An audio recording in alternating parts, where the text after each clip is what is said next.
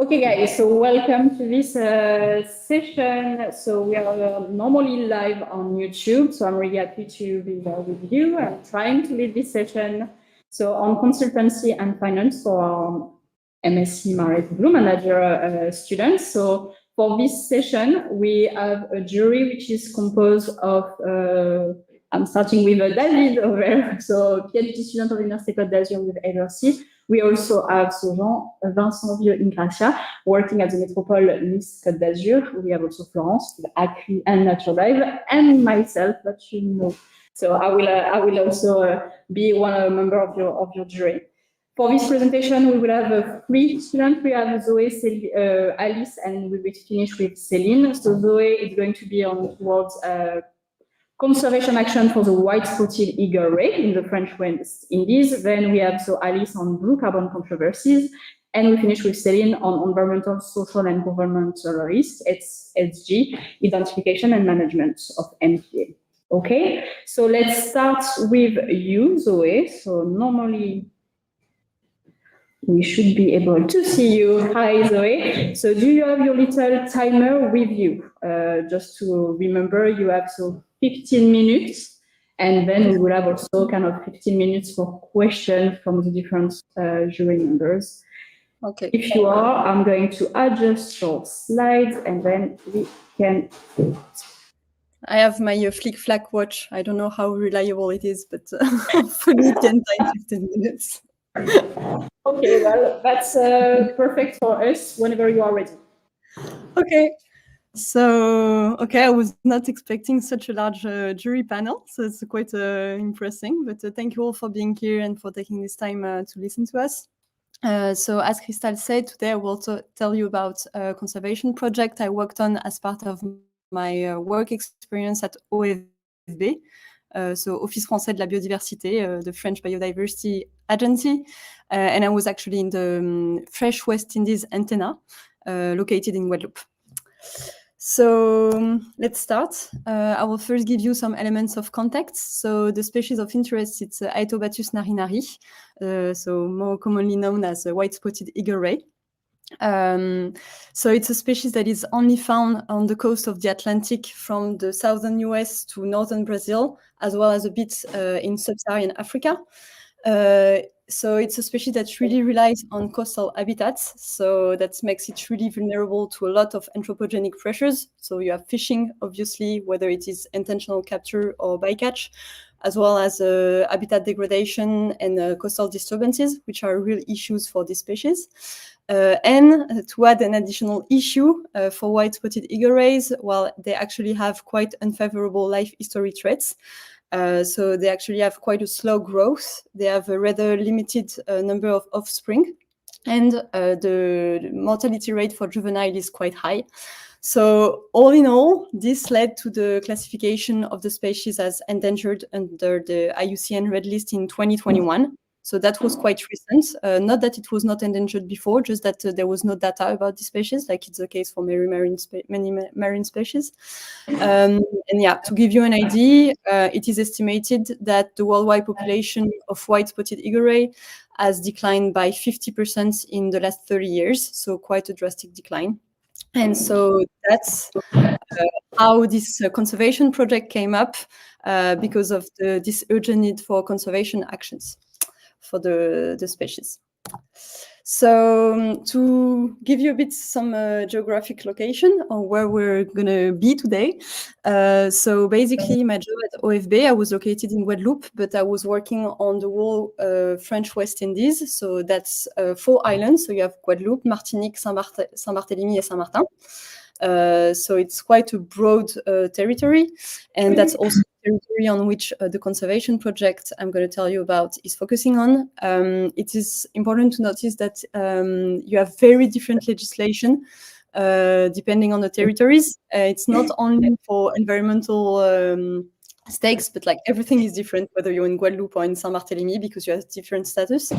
So to give you an idea, for example, in Saint-Barthélemy, the species white-spotted eagle rays have now been protected for a few years. But in Guadeloupe and Saint-Martin, it's still possible to, like, professional fishing is still allowed, although recreational fishing is prohibited. But yeah, so you have very like different types of regulations, which also makes it difficult for NGOs and conservationists to understand what the status is. So I'm going to tell you a bit about the project team and the genesis of the project and try to make it clear because it's quite of a complex setup. So the initiator and the head of this conservation project is the NGO Cap Naturel, which is led by Océane that you have here. So it's an NGO that has been quite active in the region for the last 10 years, mainly raising awareness regarding turtles and sharks issues. The thing with this NGO, like any other in any potential conservation projects, well, they need the money. So that's when the OFB comes into place. So basically, the role of the OFB in Guadeloupe and in the overall French West Indies, one of the main goals is to support local actors into preserving biodiversity. So our role was basically to help them to frame efficient conservation projects, to access the necessary fundings for these projects, and then to ensure that they are implemented properly. So that's exactly what we did here with this white-spotted eagle ray conservation project. So Julien and I basically worked with Océane. We supported her in developing this conservation project to make sure it had the best chances of obtaining the fundings. And the fundings that we were targeting are an important EU subsidies program that is called Best Life 2030, and that is distributed by the IUCN Europe. So basically, we wanted Océane to develop a project that could have the go of the IUCN Europe to be funded. I hope it's clear. I don't have much time, so I'm jumping a bit to the result, but just to explain you basically what we did during this project together. Well, the first step, I told you, it's the core role of the OFB is really to support the development of conservation projects. So that's what we did with Océane. So first step, it's actually something that I undertook. It was to really gather all necessary data to kick off the project, because as I told you, white-spotted eagle rays, they're not studied so much. We don't have that much data about it. So we really went to pick and choose everywhere we could to find all possible data we could have. So this was done by myself, first because Océane doesn't have much time because she's basically alone in the NGO, and also because it's really important, especially in the French West Indies, to have the right contacts to find all the necessary information. And this is something I could do as I was at the OFB, which is a public agency. So I could basically reach out to all our public partners to have the necessary information we needed. So I reached out, for example, to the Préfecture de Guadeloupe and Martinique, to the Parc Naturel Marin de Martinique, Direction de la Mer, DEAL, DAF, etc. That's something that the NGO could not have been able to do by itself, or at least could have tried, but may not have received all the necessary answers. So that's something I did, and that allowed us first to make the introduction of the project application to the Best Life 2030 Fund.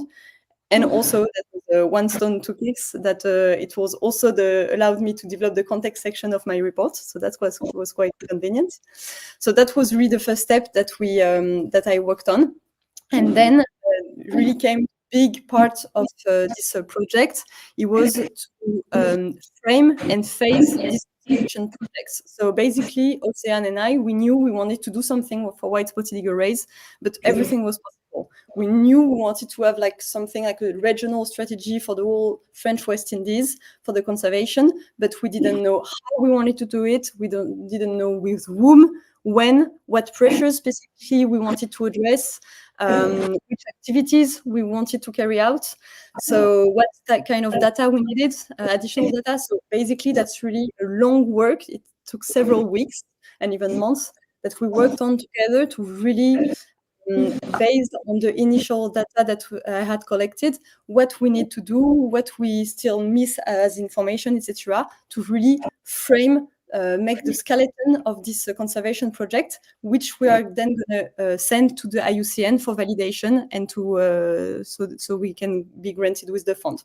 So that was really an important part of the project, and an important thing as well. So the NGO and Ocean were a bit out of this, but that's something that we took at the OFB, is that we're lucky that the OFB actually co-organizes the jury panel of the project to know which one are going to be selected.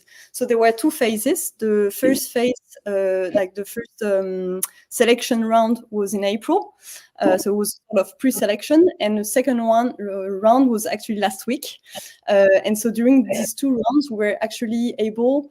We could not vote as OFB members, but I could really give additional information to the jury to make sure that they really consider this project as an interesting one, etc. So that was really also important value added for the project, to have some a sort of a spy in the jury that could also provide this additional set of information. So that's first set of results. It's really what the OFB is supposed to do. I mean, we already did more that we would do with any other project, but still, we went even further. So this is something really important that I decided to do as part of my job, because I was also a communication manager for the OFB as part of my position there. And so I really thought, okay, how we can go further into supporting the development of this project? Well, maybe we can already try to mobilize the internal capabilities of the OFB, because OFB is quite well implemented in the French West Indies region. It has quite a lot of medium to communicate, etc. So how we can already set the first stones for the path of the conservation project that will then take place once it gets funded. So that's something I took as a side project for myself, and it's a bit off because, to be honest, if the other Best Life 2030 candidates would see everything that we did for this project that we don't necessarily do for the others, there might be some jealousy, but still it was really important for us because we really identified this project as something important. So what we did here. So first, so the OFB, I told you, we support local actors into developing biodiversity preservation plans, but we also have a police service. So basically, you have at the OFB, every OFB antenna, including the one in the French West Indies, you have a set of environment inspectors who are there to find people when you put your garbage in the sea or when you fish the wrong species. And this is something, so I wanted first to raise awareness among this police staff, to tell them, okay, there is a real issue about white illegal race. What can we do together? Can you make sure that when you go at sea and you make controls, you really focus on the species, on raising awareness of the public that they should not fish these species, etc. So when I was discussing with them, we actually noticed that they told me, you know, in Guadeloupe and Saint-Martin, we have this huge issue, is that professional fishing of white-spotted eagle rays is actually allowed, but not recreational fishing. So, okay, one day we'll do, and that probably the conservation project will do that, regulate more the professional fishing part.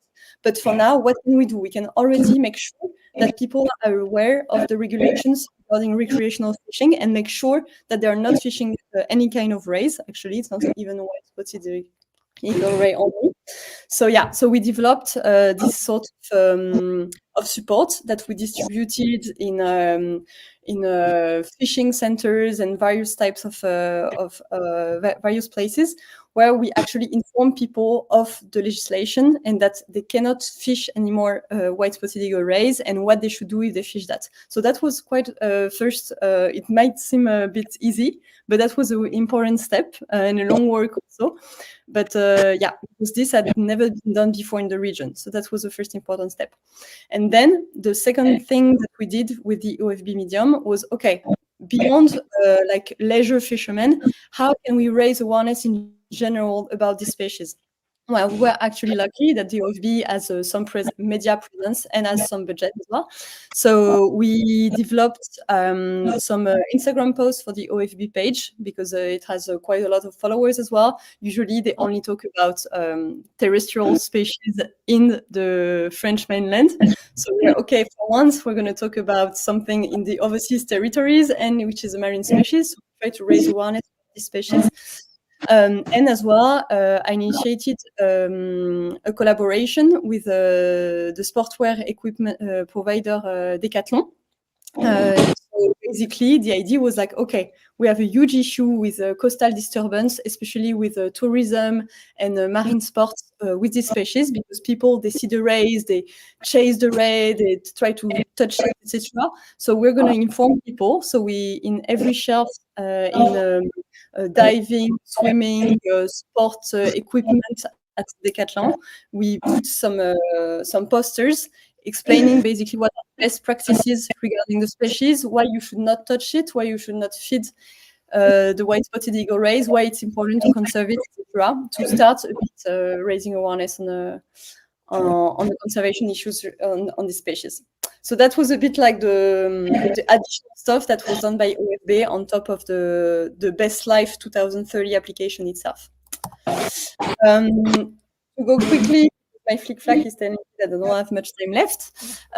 So in terms of financing, so the Best Life 2030 fund application, it's actually for 100,000 euros studies that we were carrying the application. It's actually not much, but it's for the project for 2 years and a half. And then you have the cost of the OFB itself, because as I told you, we're supporting them, and on the side we developed our own stuff. So yeah, so basically the total of the project would be 100K, but 16,000 of which are carried out by the OFB.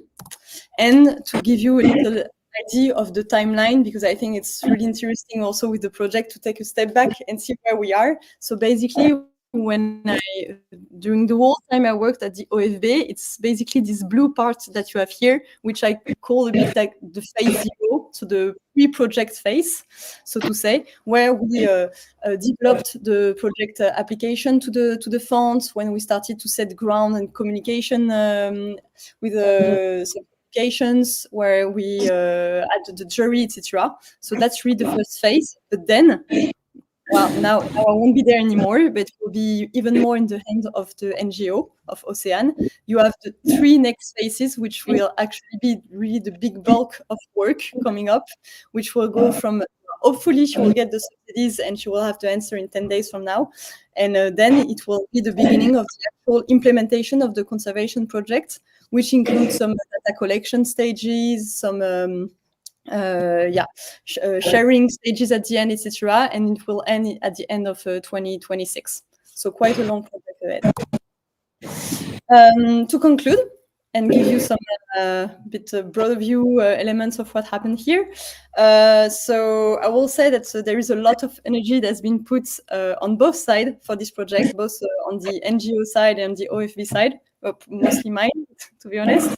But yeah, to make sure that this project really gets funded and comes to life, because we really saw it as a real important thing to be done in the region. And yeah, so it was really a long development. We really tried to promote it to the jury as much as we could. So now we're really having our finger crossed and have the answers next week, whether the project passes or not, and we can have the full fund. Yeah, as I said, we also went further with the OFB and used the medium and influence we had to already carry out some initial communication and awareness raising actions. So that's already, even if the project wouldn't get funded, at least we will have set some first stones. So that's something also important. Then something really crucial for us is that it's the only marine project that passed the first selection round of the Best Life 2030 this year. You have to know that historically in the region, there was a real bias against marine conservation projects, as the subsidies program that are distributed by the OFB, they tend to really favor short-term and measurable impacts. So yeah, it's way easier to plant trees in a public garden than like protecting a marine species, especially that most of the time we don't have the data. So we need to find data first, and that's not really well seen by a subsidies program, because they want results, and not like some data collection first. So that's a real milestone that we could achieve if this project is selected, that would maybe open the way to more marine conservation projects in the area getting funded. And last but not least, that's a bit a personal thing, but for me, it was also a great source of introspection. Well, first because I was working in the public sector, so it was really amazing for me to be in contact with an NGO, also because I could see how different it was in terms of working with the flexible ways of working, the real passion and the desire to make changes, which was a bit different than the OFB. So that's also for me something I take as a great takeaway for the future. And I'm actually looking for jobs in that direction now. So yeah, that's for me. I hope I was okay with the timing. I think it's quite all right. And I guess you have plenty of questions, or at least I hope you do.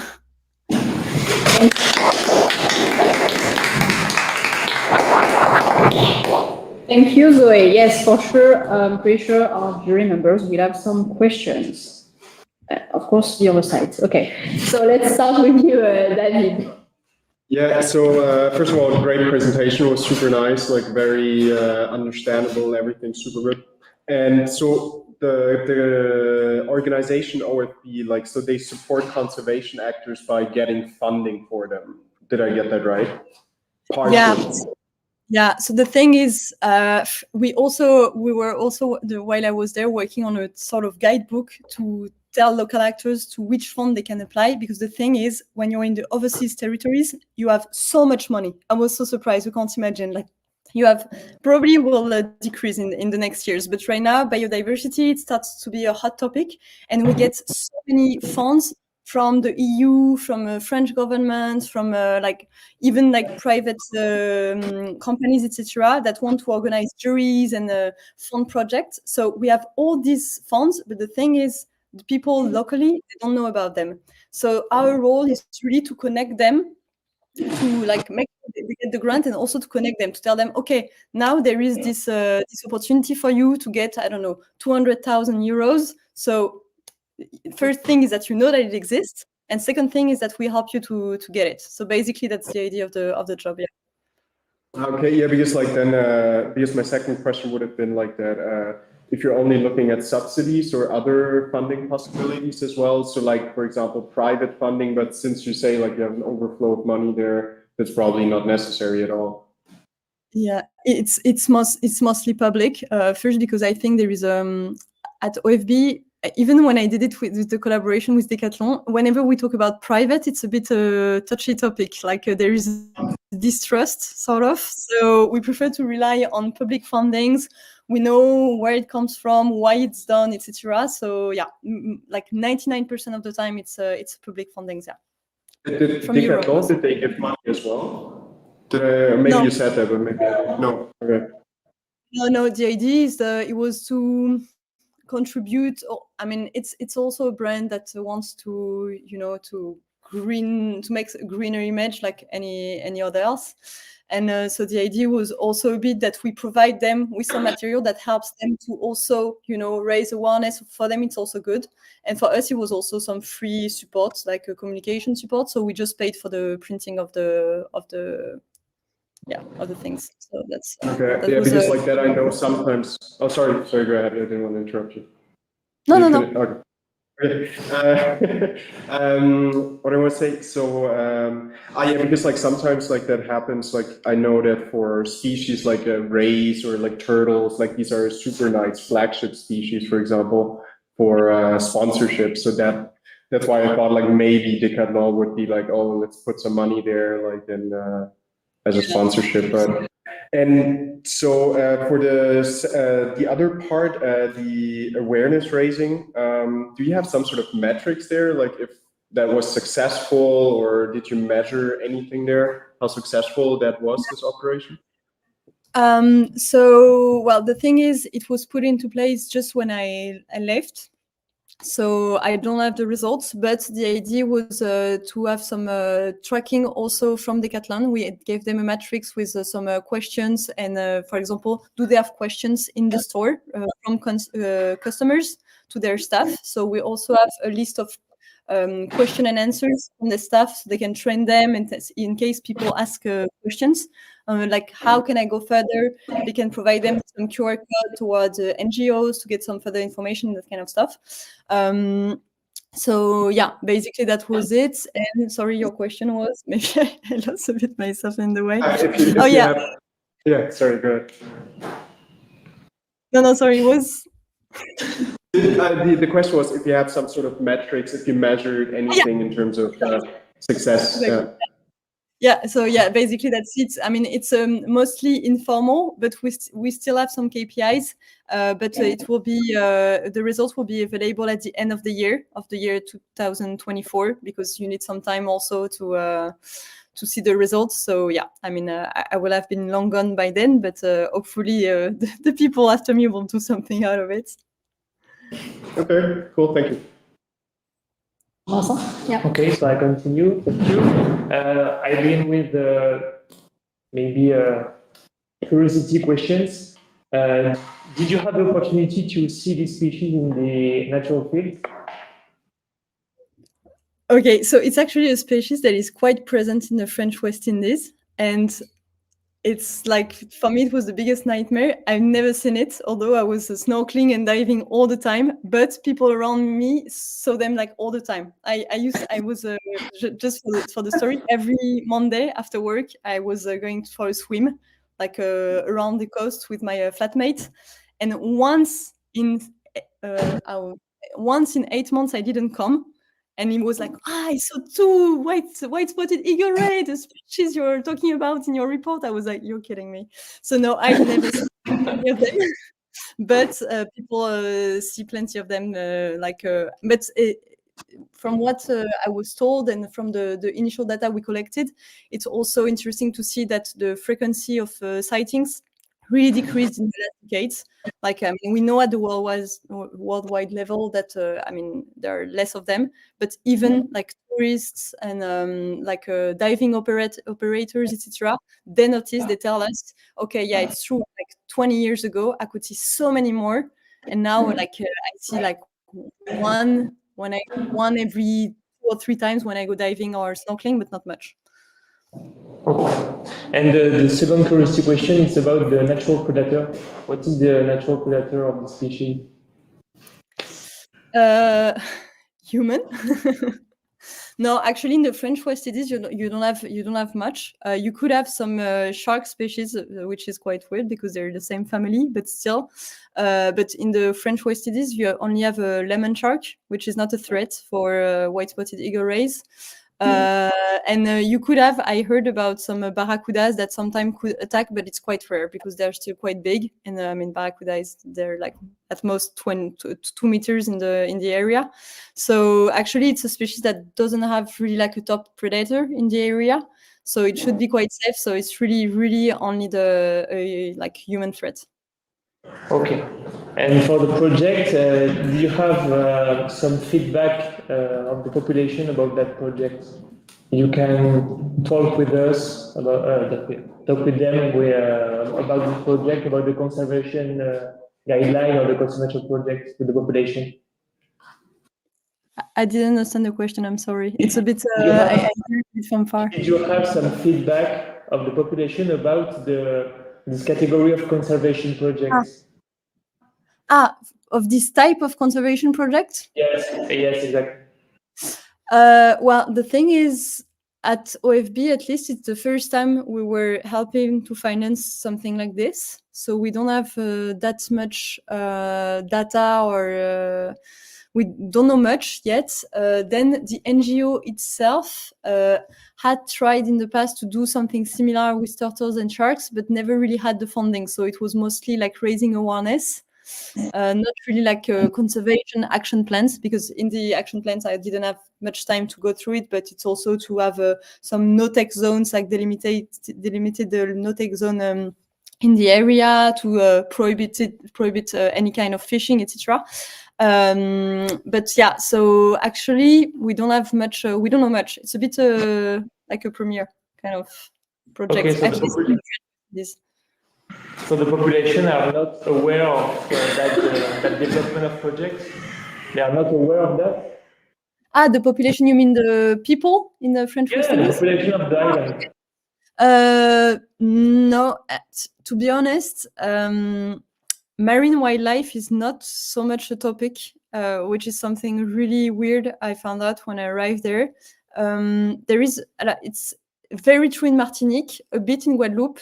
You have a bit of distrust also of local populations towards the sea and the ocean. People don't swim much. I mean, you only have tourists in the water, basically. So whatever happens in the sea stays in the sea, and that's good for food, but that's it. I mean, people don't go at sea much. They don't know the local species. So even when we did when I talked to people about the white-spotted eagle race, most people didn't even know about it, although it's quite a frequent species. And so that's the first thing also, is to inform and of the presence of this species and of its importance. Because people, I mean, they see a ray, but they're like, oh yeah, I mean, it could be a bastonag or anything else, I don't know. They don't even know it's a cousin of sharks. I mean, they don't know much about it. So it's also that's also the Okay, so for you, it will be important to raise awareness of the population about the conservation project, about the endemic species, etc. Yeah. And that's part of actually of the conservation actions that are in the plan. So you have the like more legal part, like prohibiting fisheries, having no-take zone, and then you have a whole part of the conservation project, which is about raising awareness to the population. And what we did here, it's really like setting first stones, as I said. It's not like an end in itself. It was to start, also see how people react to it. So it was a bit like a trial and error thing. But in the end, it's also the goal of the NGO, once it gets the funds, it's to raise awareness of the population regarding the conservation issues of the species. Yeah, that's like a big part of the project. Okay, thank you. Okay, quite rapidly because we are already late, I'm sorry. So. Thanks for your presentation, Zoe. A few questions. The first one is about your, you mentioned near the end that one of your biggest takeaways was seeing how it's different to work with OFB or local NGOs involved in marine conservation. What could you detail more what the similarities and the differences are, and is there one you find more effective than the other? Well, there is personal preference, and then there is a fact. Personally, it's first that it's a better match to my personality in terms of ways of working. That's definitely like it's more flexible. You have less hierarchy, more autonomy. It's quite a trial and error way of working, which I prefer.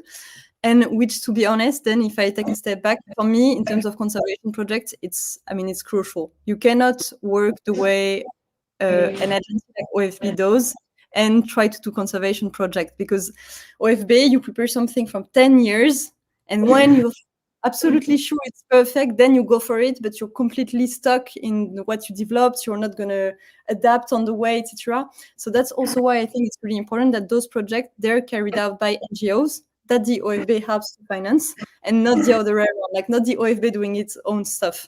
I mean, they have the expertise, and also they have the ways of working, which for me, it's like a really important part. And yeah, I mean, OFB, even for just to write to Decathlon, to give you an idea, it took me 6 months to have the approval.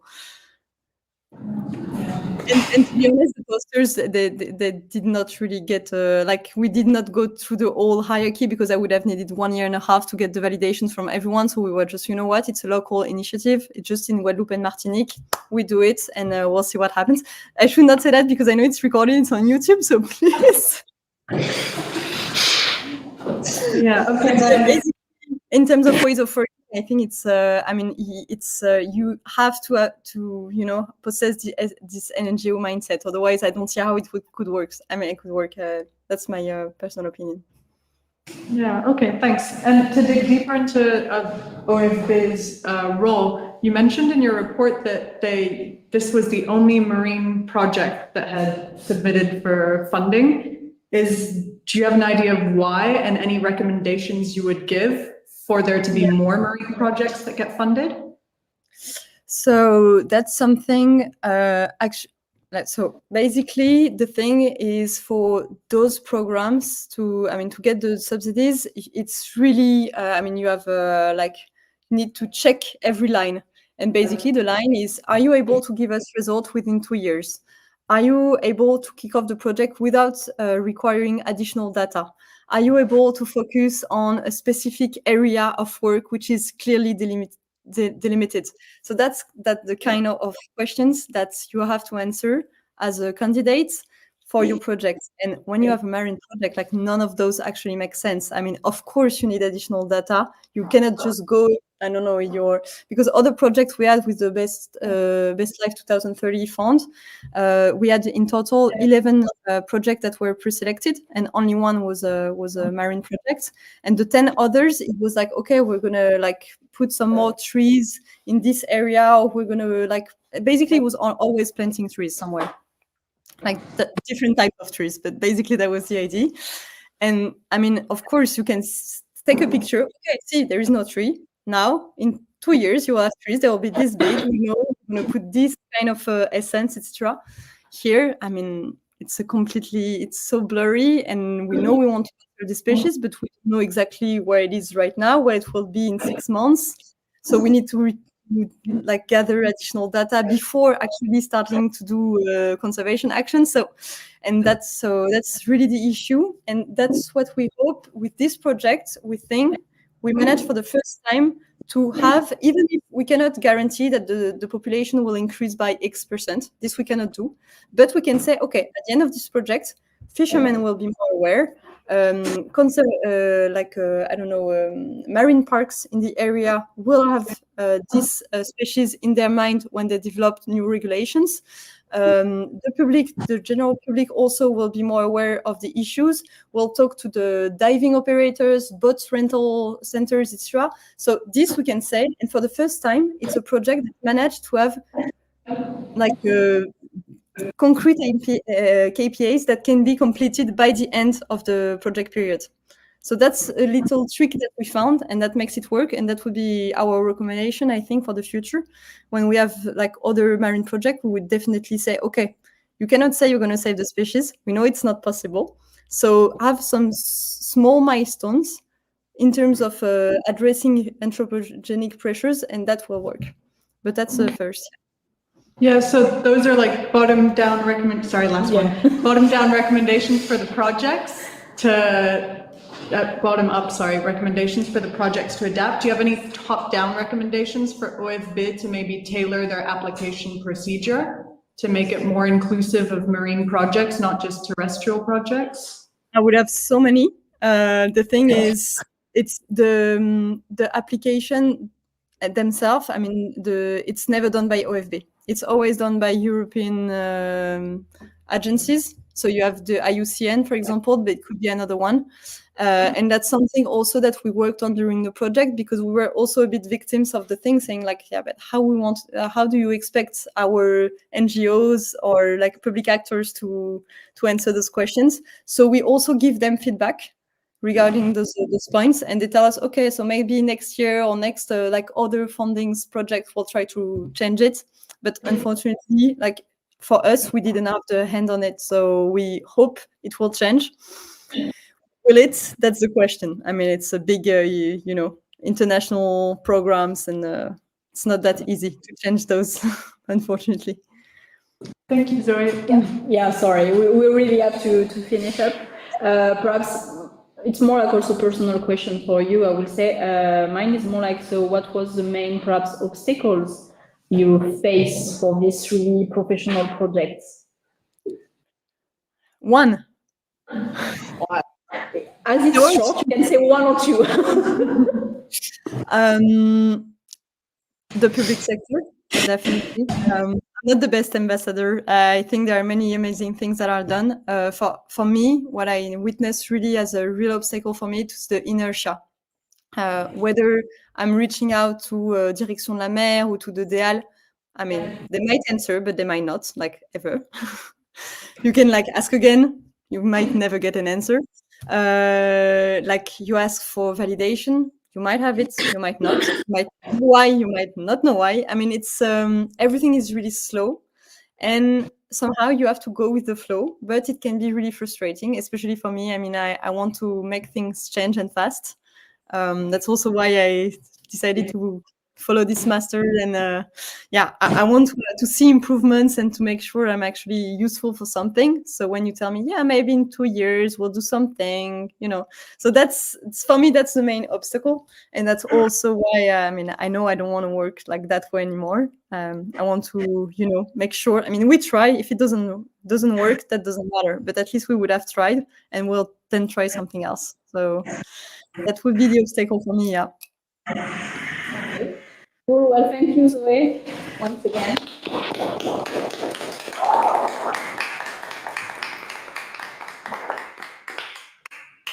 You had also support live YouTube, so Justine he was looking. You have also year 2, year 1 students saying congrats and bravo. So Okay, thank you again, Zoe. Alice, we will go.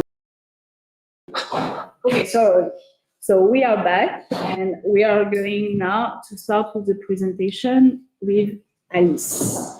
Alice, you have your timer on? Yeah. Okay. So let's go for the next 15 minutes. So hello everyone, my name is Alice Mamar, and today I'm going to talk about my research at the Institute of Research and Development in Brest about controversies in the blue carbon market under the supervision of Adrien France. So I will follow this outline. It's a classic one, so I'm going to start with the context. So to keep global warming no more than 1.5 degrees Celsius, emissions need to be reduced.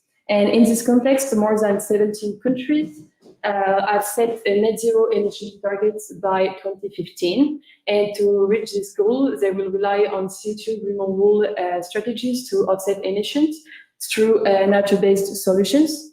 So just to frame our discussion, it is important to understand the context of international climate policy. So it starts with the Kyoto Protocol, adopted in 1997, introducing a clean mechanism as a clean development mechanism.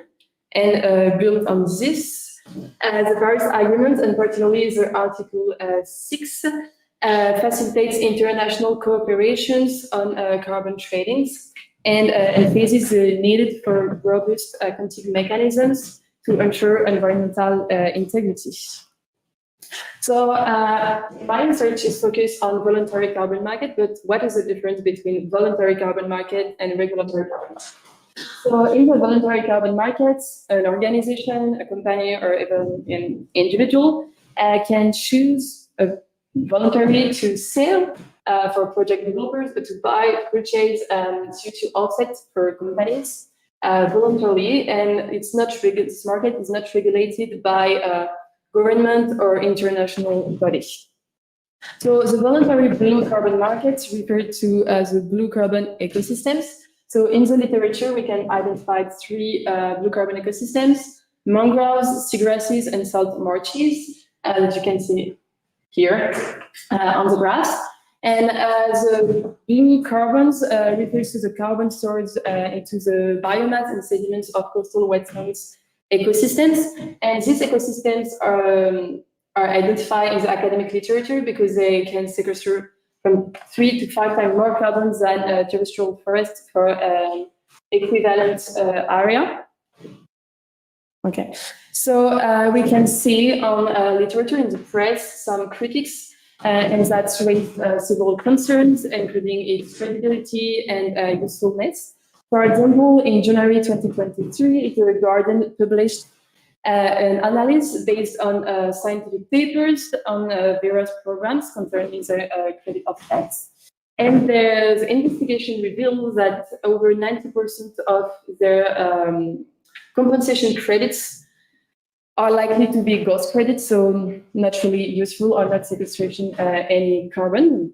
And so that was based on scientific papers, not this one, but from others, but just to illustrate that we also have more and more scientific papers who are going to criticize the carbon markets, not only the blue carbon markets. But since 2016, we observed intensified research on carbon sink quantification, model prediction, and blue carbon management. And the blue carbon ecosystem have been understudied compared to terrestrial ones. So in this research, we only analyze controversies specifically related to the blue carbon market and how the scientific controversies have been taken into account by the methodologies.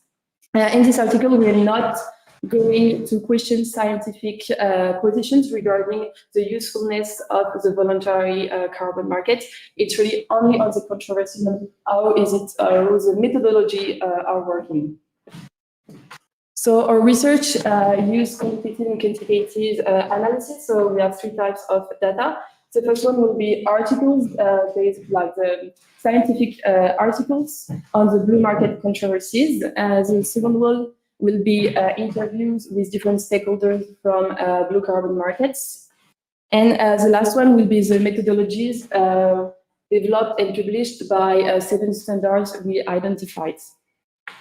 So we start with a quantitative analysis. So we systematically collected a corpus of 340 articles from the Web of Science database. So focusing on blue carbon controversies. And so we use queries addressing blue carbon, market dynamics, standards, and controversies. And then we read each abstract of the 340 articles. It was really long work. And to select only the related articles for our research. And at the end, we only had 16 articles left. So we excluded not directly related articles, but also review of information of other articles, and not market approach articles, because it was focused on the blue carbon market. And then we analyze each articles to identify the controversies highlights in the article, and to do like a quantitative analysis together with the year of publication that I'm going to show you just after. And we also conduct a quantitative analysis of the frequencies of method updates. And then we conduct qualitative analysis of the methods to identify the evolution and if they respond to some controversies we identified in the 16 articles. We also conduct 12 semi-structured interviews with different stakeholders from the voluntary blue carbon market. So as you can see, we have a really proliferations of methodology since 2015. So in green, you have the different period of blue carbon in the academics. So it's a paper from Céline, and it distinguished 3 periods: exposing, development, outbreaks. And we can see most of the development of the new methodologies in blue carbon market corresponding to the outbreak period. So we can suppose that the proliferations is driven by the growing research on blue carbon ecosystems. And the dark green, it's what I called the critic period, but I will come back later on it, so it's important to visualize it right now. As you can see, some methodology as the VCS-N0033 or the Climate Action Reserve Mexican Forest Plan continuously updated their methodologies and to enhance definitions, clarify applicability conditions, and improve verification protocols. We also have the VM007 that has been updated 3 times in 3 years and 2 times in the same years. And we also observe the development of national methodologies as the label bas carbone in France of the G-Blue credits in Japan. So in the different articles, we identified 5 key controversies. So the first one is additionality. So it's ensuring that carbon offset projects leads to net reductions in carbon emissions that will not occur without the project. The second controversy is carbon leakage. So it's the risk that an effort to reduce emission in an area might shift the environmental pressure to another area. The third one is the accountability. So it's the accuracy of the measure and the when we quantify carbon sequestrations. The fourth one is social justice. So it's to ensure a fair distributions of costs and benefits. And the last but not the least, it's environmental integrity, and it's to be sure that the project not cause additional ecological harm or disruption to marine ecosystems.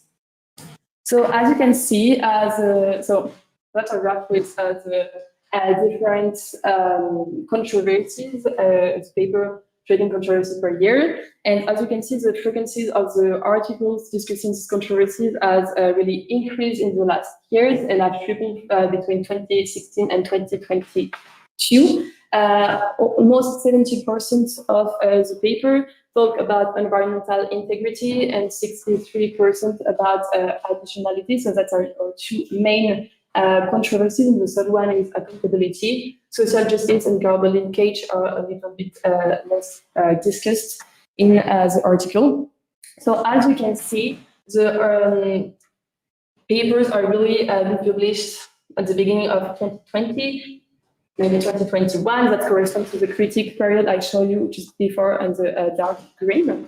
So maybe we can observe a correlation between the increasingly frequent updates of the methodologies and the papers on controversies on blue carbon markets.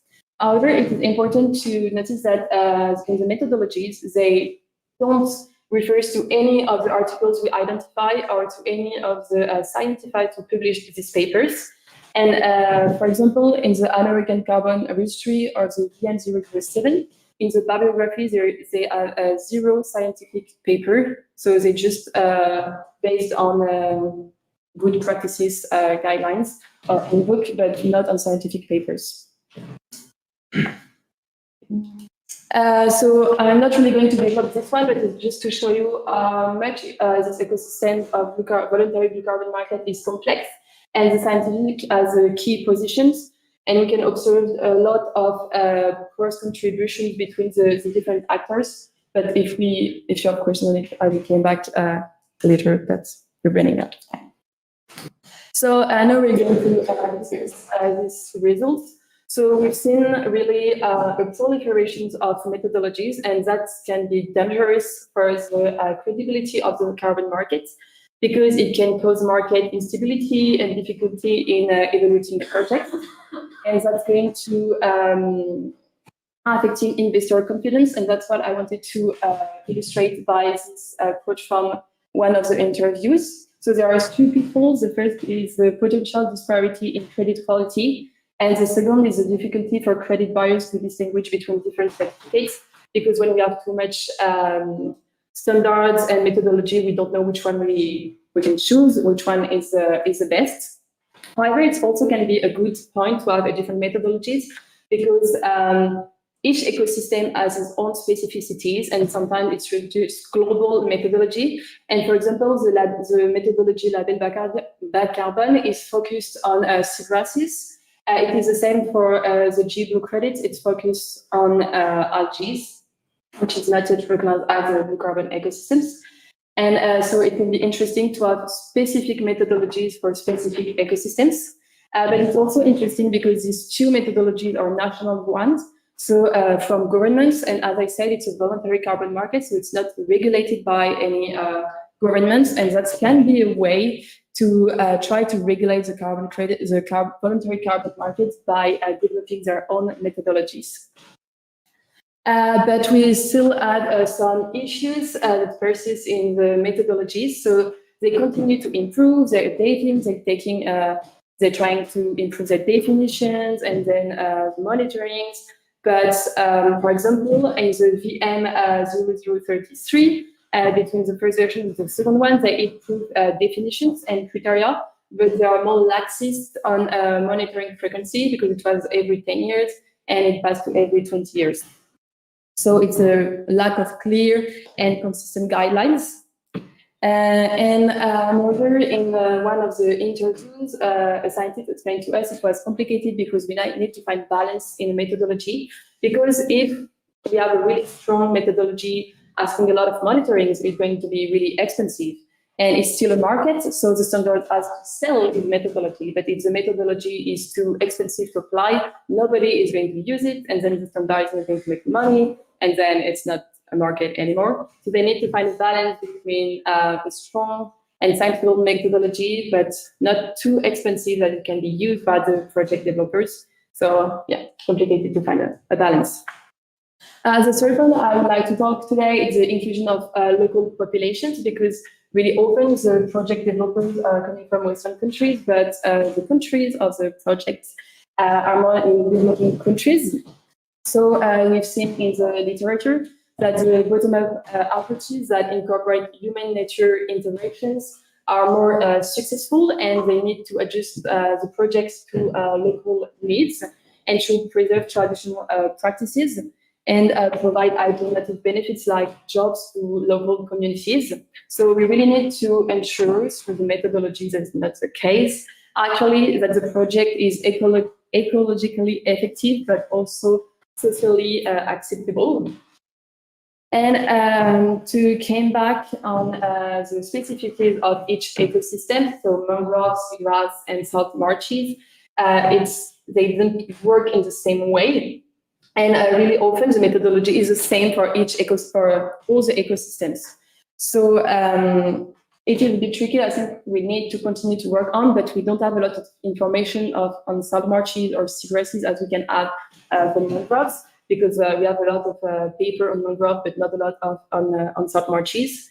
And last but not least is that really often, as for the Plan Vivo one, for example, of methodology, it's a land-based methodology adapted to marine ecosystems. But it can be really inefficient because a terrestrial ecosystem is really different from a marine one. So we still need to work to improve in this way.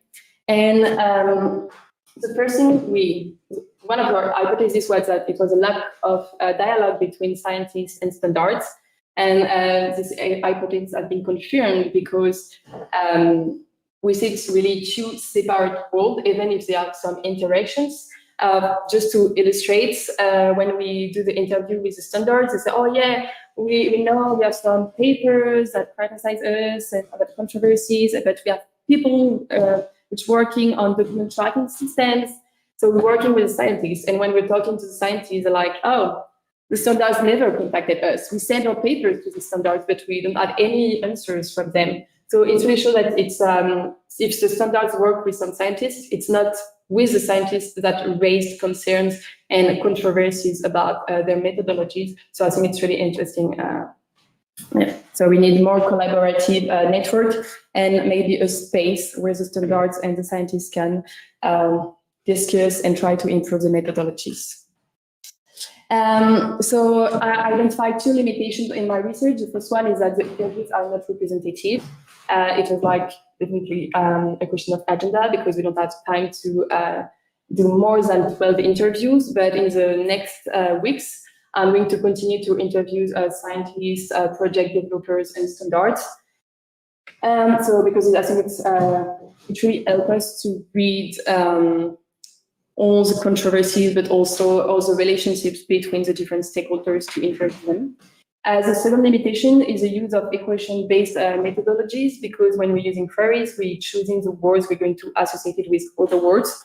So even if we're trying to be objective, it's still subjective, the choice of the words. So we can't maybe miss some papers on the controversies. And one perspective, and we didn't, when we map the different stakeholders, you can see them, can see it on the map because we missed them. It was the rating agency, because some people in the interview, like standards, project developers, and even scientists, talk about them, and that rating agency are developing and giving kind of a rate to the standards. And it will be interesting to study the importance of the role in the voluntary blue carbon markets, because maybe the standards will base decision not on scientific merit anymore, but rather on the evaluations furnished by this agency to be sure to have a good rate with the rating agencies. So to conclude, we really need to bridge the gap between the scientists and the standards. And because this dialogue is still limited today, and that will help to I think, evolve and resolve the persistent issues on methodologies and about the 5K controversy we identified. And that will help to have a better adaptation to each blue carbon ecosystems that you can see on the pictures because they're really beautiful. And yeah, thank you.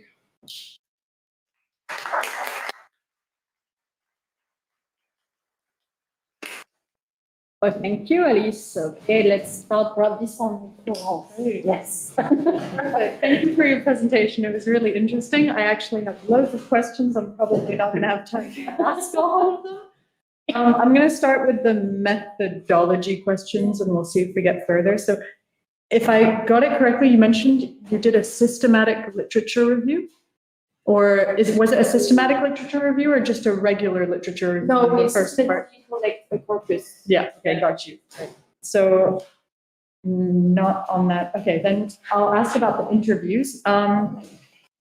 You said they weren't necessarily representative. In what way were they not representative? What was the population you were trying to target with your interviews, and how were the people you interviewed not representative? It's not representative because, for example, we have 6 people from academia, so 6 scientists, mostly from Western countries. And we only have 2 people from standards, but we have so many more standards and methodologies. It's the same for multi-party coalitions. We only have 1 scientist for multi-party coalitions, but it can be people from NGO, it can be people from standards, from government. So it was not really representative in this way. It's the same for project developers. We are way more than 1 project developers in the ecosystem. So the balance between everyone was not representative, but also, because we, for example, we don't have certification bodies, investors, or even state and regulators, because it's complicated to have an appointment with these people in such a short time. Okay, perhaps on this, because it's just like a following question. How did you then launch this interview? How many mails or contacts did you try to reach to have this kind of 12 interviews? And how did you, I don't know, which one did you decide to contact first?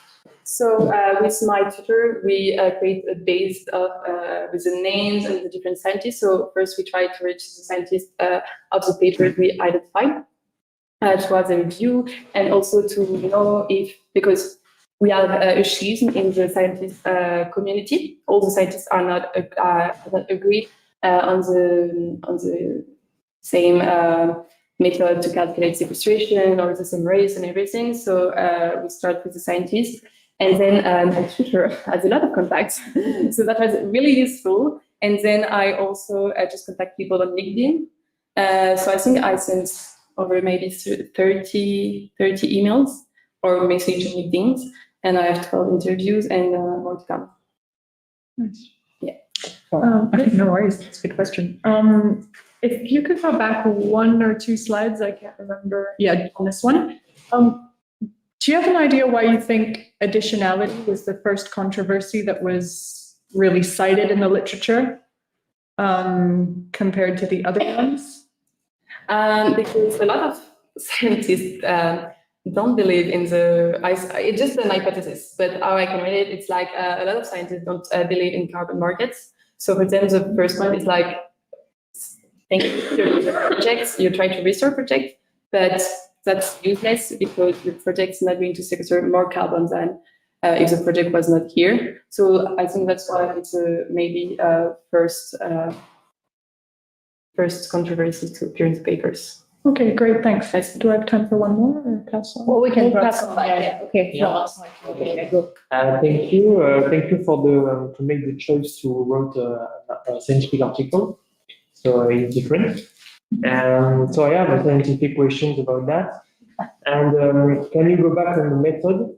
Yeah. And my question, just the method, yeah. Yeah.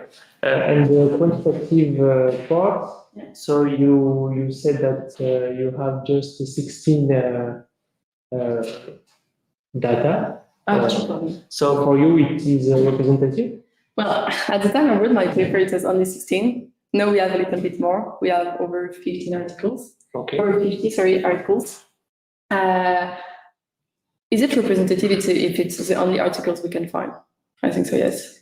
Okay, so, but scientifically, with maybe scientific analysis or whatever, if this is not representative, if this is not representative, how can you conclude? Well, as I specified in my article, we're not using, we don't base our analysis on the interviews. It's just a way to help us to read our result of the quantitative analysis and qualitative analysis of the methodologies and the articles. So it's just like the interview parts that are not representatives and that we are not base our research on it. It's just a way to help us to read the results. And I think if only 16 articles over 340 articles are talking about controversies, this is representative. Okay. And then you point this, make this change in your report. Just okay, about the correlation. So you said that there is a correlation between the increase in publication and the updating of methods, but this not necessarily imply a direct causal relationship. Mm-hmm. So how can you know that? Not causality. Well, because as I said, they didn't in the methods, they didn't refer to any scientific papers. So that's why we can see a correlation but not causality. Because if they were taking, I was sure they were taking into account the scientific papers on controversies or even scientific papers. They will put them in the bibliography. We will have some scientific papers, and in many of them we don't have, or we have really few articles. So that's why I can say it's a causality link, but only correlations. Okay, and generally in the scientific approach and the scientific method, how can we know if it's a causality or correlation? For this research? For this or generally? Well, I think it depends of our results. If in this research, I will have in each like we have something to put them together. But if in new version, I will have the paper of the author, because the author in the papers are just not going to criticize a standard. Oh, the end is 0.33, you're bad because you have additional problems in your method. They sometimes propose solutions or other way for. In some paper, it's really more like, okay, we have this problem. They didn't put any methodology. They just propose another way, and they cite other articles to rectify all the papers with new rates and everything. And if the methodology was updating to take into consideration these results, it will be the paper will be in the bibliography of the methodology, and it's not the case because the articles from V1 to V3 stay the same. It's the same number of articles, it's the same papers. So if it was like causality, the paper will evolve and they will try to use the new results published in scientific papers. Okay. And last for me, Please, yes. yes.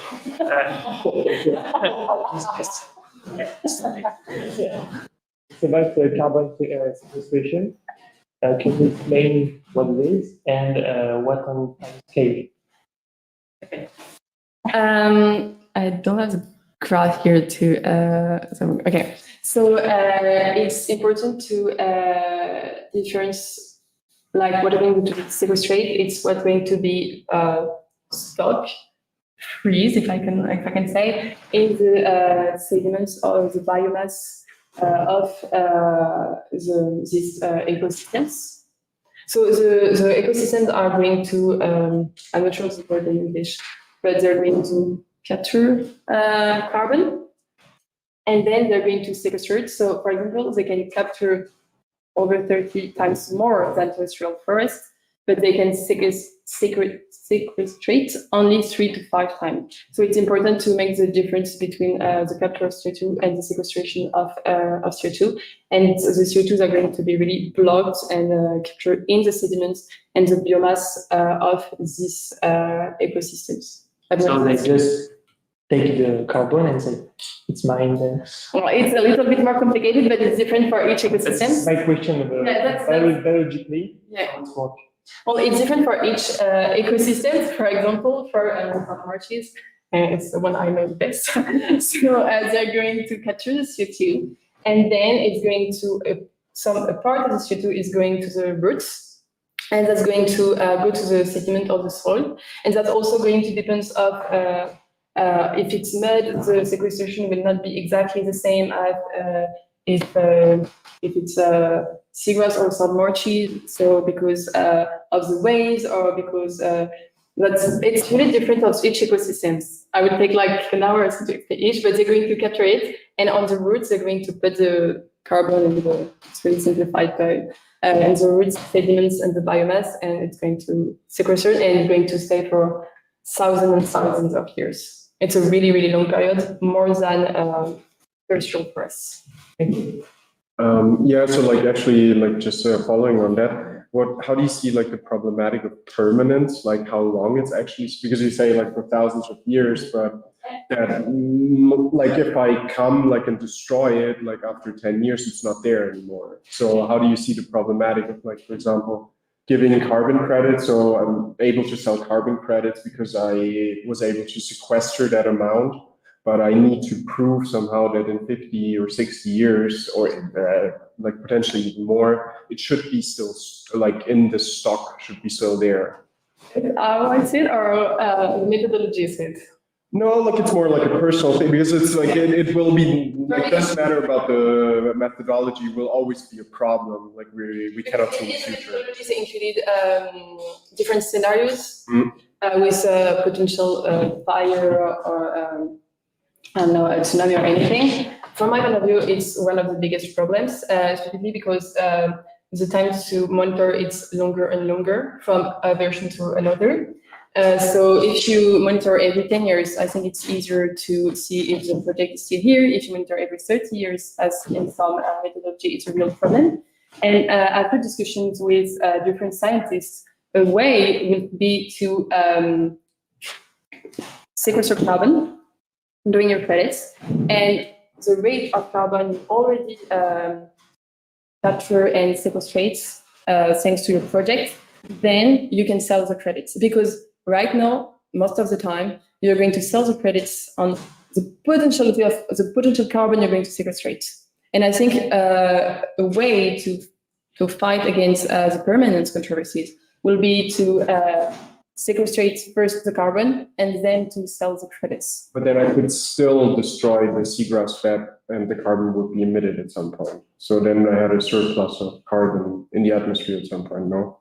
Yeah, of course. And that's also the problem of carbon market, and why some people are not building at all in the carbon market, because we can be sure how it's going to work, and we can be sure the project is going to work. If we have a storm, maybe the mangroves baby mangroves are not going to resist to the storm.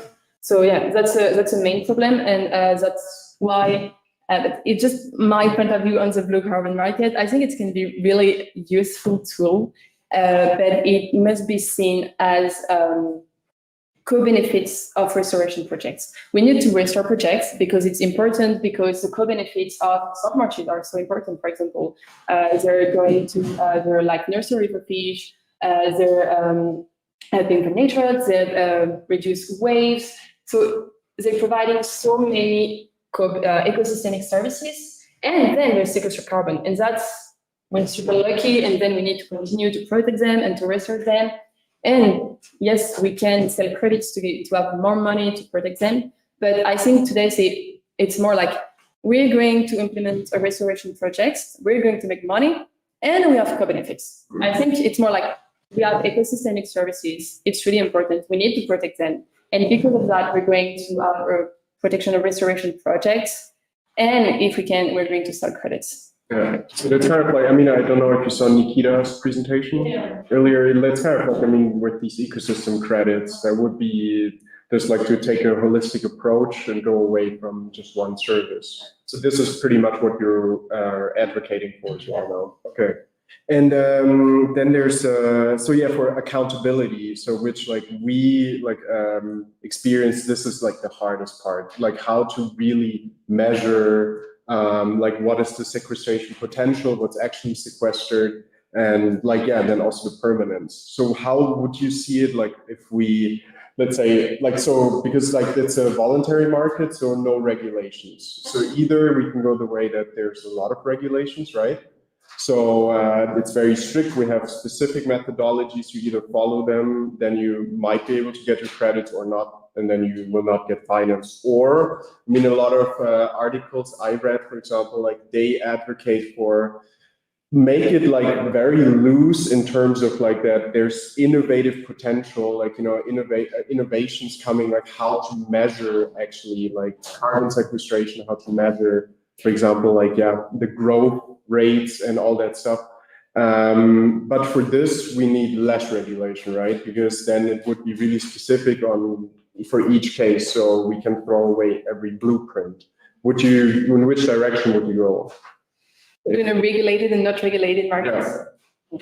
I think we need both, and the regulated market right now is really different from the voluntary carbon market, because companies can sell the credit they're not using from CO2 emissions to another company. So it's really a different way of working than the voluntary carbon market with offset projects. But I think it's way more complicated, because like the rate of sequestration from third parties is going to be different in France and on the west coast of France and the east coast of the United States. So we can't really use the same methodologies, because it's not the same plants, it's not going to be the same ecosystems. So I don't know if we need more or less regulation, because we already have no regulation on it. It's just like standards, and I know for example, for Plant Vivo, it's not a strict methodology, and people can adapt the methodology to the ecosystems. But once again, it's like general guidelines, and same among roads in the north of the Senegal is not the same than in the south. So I'm not sure it's a question of regulations, or if we need a regulated market or not. I think the main problem is we have so many different ecosystems, and even like the same ecosystem in a different place in the world is not going to have the same rate of sequestration. So I don't know yet how to fix this problem, but I don't think it's a question of regulation in the market or not. Okay. And then just one last question: how would you how would you increase the trust, like from a buyer perspective? Because like me as a company, for example, I have to trust you that your seagrass can do what you tell me the seagrass does. Because how would you increase the trust? Because I know a lot of companies like that are like engaging into like environmental projects. They're like, oh no, carbon, let's go for biodiversity, which is even more complicated. But if I'm the project developer, yeah, like how would you, like, yeah, as a market, like you want to sell your carbon credits, you want to get accredited, and how would you increase the trust? Like for me as a company, I'm like, I trust in you. Like, I think is transparency. We need more transparency in the voluntary low carbon market right now, because it is difficult. Sorry, this one.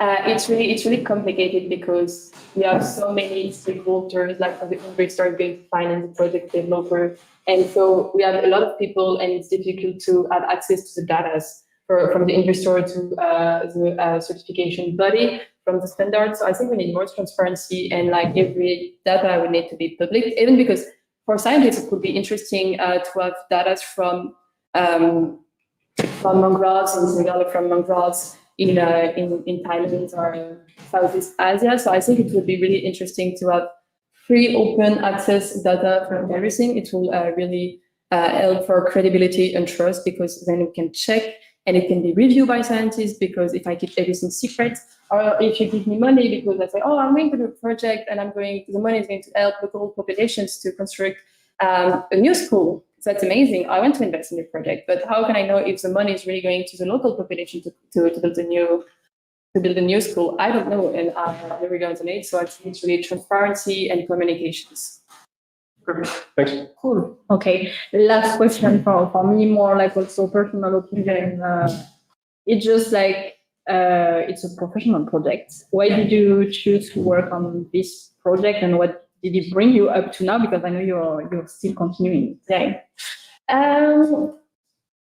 Because so my tutor did a presentation in a master degree, and it was not my first job because I wanted to work on fisheries and ecosystem services. And he did a presentation. I was like, oh, that's really interesting. Carbon market. I have a background in social sciences, so it could be a link between this master degree and my previous master degree. And then I applied, and it was positive. So I've been there, and it's really a great surprise because I did for interdisciplinary research, carbon markets, blue carbon ecosystems. How is it working? And it helped me a lot to go further because I'm going to continue research. It was my first internship in research, and I just fell in love with the world of research, and I want to continue in it. So it's just bringing me a lot of positive things, and I was super lucky to have a tutor as Adrian who helped me a lot to figure out what I want to do, how to do research, to improve my methodologies, and to help me to find a PhD to continue in the study of the blue carbon market, the blue carbon ecosystem next year. Okay, thank you, Alice.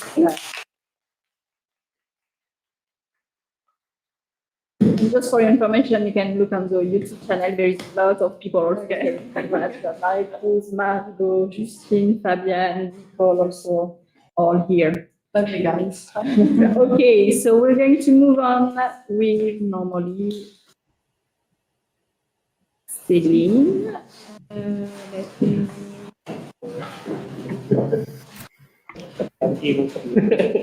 Hello. Hello, Céline. Can you hear me? Yes. Cool. Can you see my screen? Yes. Yay, great. Okay, cool. Okay. So without further ado, can I start? Yeah, just to be sure. So, but everyone is ready. Yeah. Just you have also a little timer with you, Céline. The 15 minutes. What? Sorry? Do you have a little timer with you? I can't. I'm really sorry, but the sound is really bad, Christophe, so I can't hear you very well. So you were asking whether I had a timer with me, right? I'm just asking if you have a timer with you. A timer? Yes. Yes, I have. Okay, cool. Okay, so you can start whenever you are ready, Céline. It's all good. Okay, cool. Yeah. Perfect. So without further ado, I'll start my presentation. So hi, everyone. Thanks for your presence. So today we're going to talk about ESG, so environmental, social, and governance risk management when it comes to marine protected areas and what we call reef positive businesses. So basically all businesses that could be implemented within or around marine protected areas.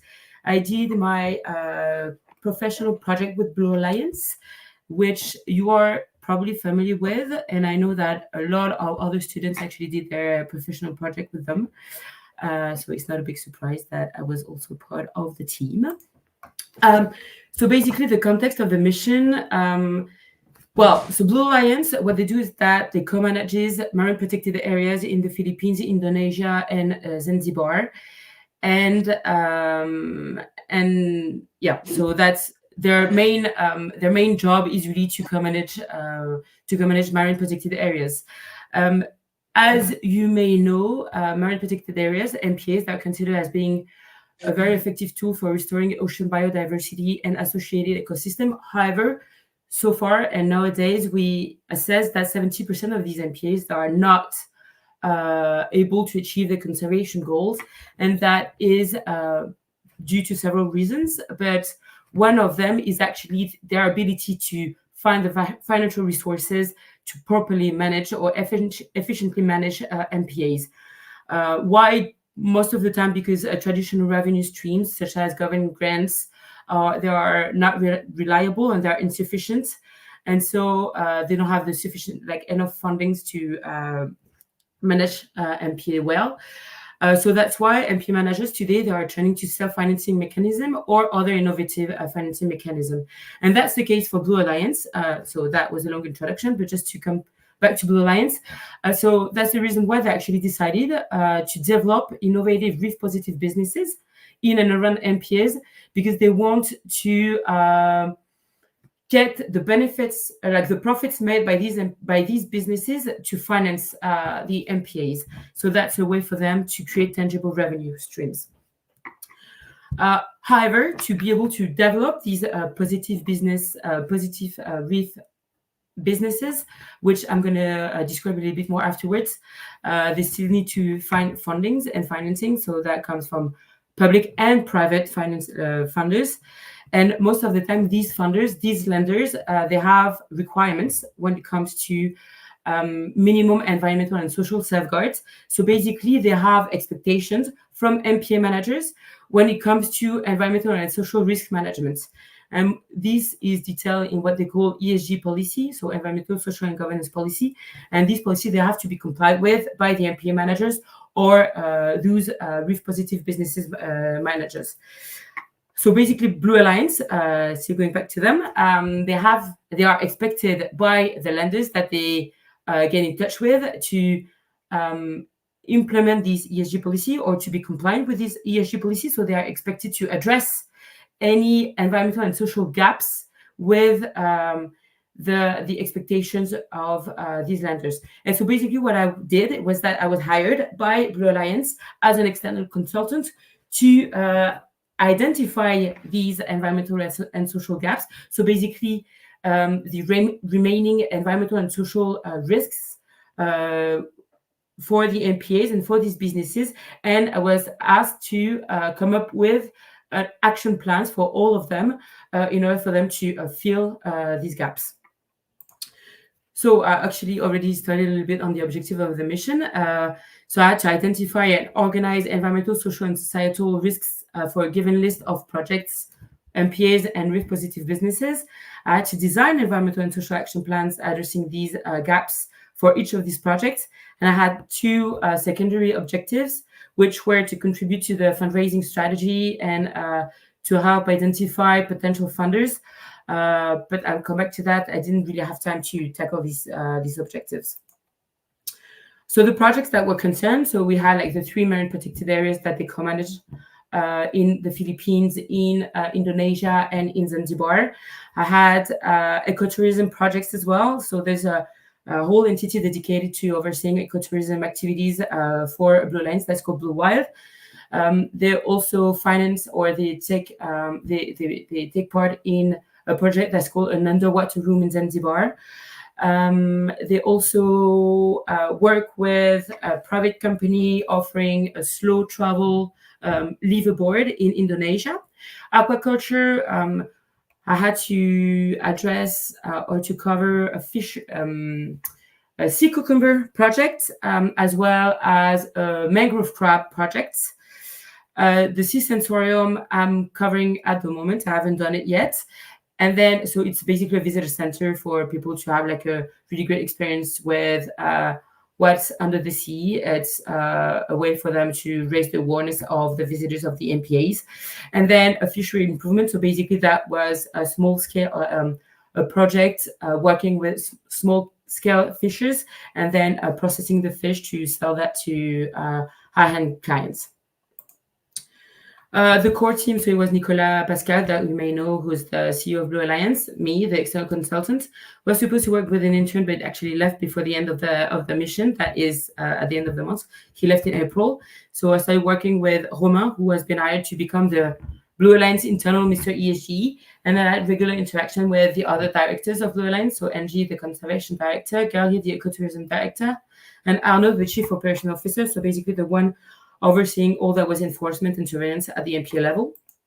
And then I also work with a lot of other stakeholders like the MPA managers. So you can see Marianne Doucet, who's the MPA manager for one of the some of the MPAs in Indonesia, some of the risk positive entities managers. So here is Matt South, who's the one implementing the fisheries improvement project as well as the underwater room.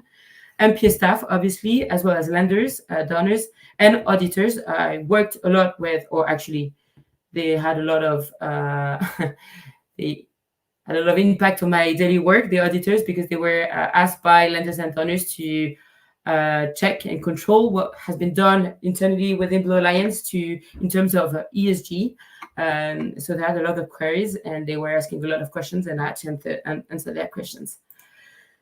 Regarding the financial aspects, I don't know if you're familiar with them a lot, but basically Blue Alliance have a 2 million euros annual budget to manage their 3 MPA networks. So the money, they come from public and private fundings. Public, for instance, that would be the UN, or the government grants from Indonesia, Philippines, and Zanzibar, but also private fundings. They try to develop that, so they work a lot with banks like BNP or UBS, and they're trying to find other impact investors such as Mirova or Swan Capital Partners, which are asset managers. Regarding the cost, they were really limited.